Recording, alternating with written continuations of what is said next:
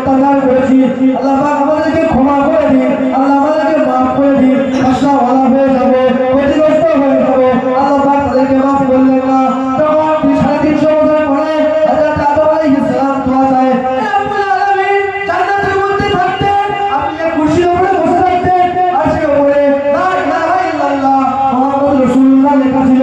এই মুহাম্মদ আমার কে আল্লাহ পাক জানেন এই মুহাম্মদ হলো সেই জান্নাতের নবী এই মুহাম্মদকে আমি প্রথমে সৃষ্টি করেছি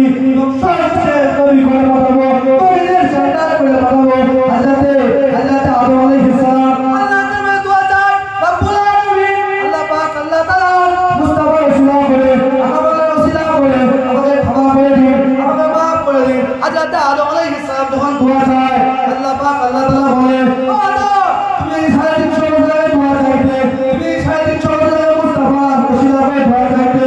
আমাদের ওসিলা করে দোয়া চাইতে আল্লাহ পাক আল্লাহ তাআলা 350 বছর আগে maaf করে দিতাম সুবহানাল্লাহ কোন নবীর কথা বলবো নবীর নাম শুনেছি চোখে দেখি না মুস্তাফা নাম শুনেছি চোখে দেখি আগাম ওলার গোলাম মুস্তাফার গোলাম হযরত ওমর ফারুক রাদিয়াল্লাহু তাআলা হুজুর আল্লাহর নবী ইন্তেকাল করার পরে দুনিয়া থেকে বিদায় নেওয়ার পরে পর্দা নেওয়ার পরে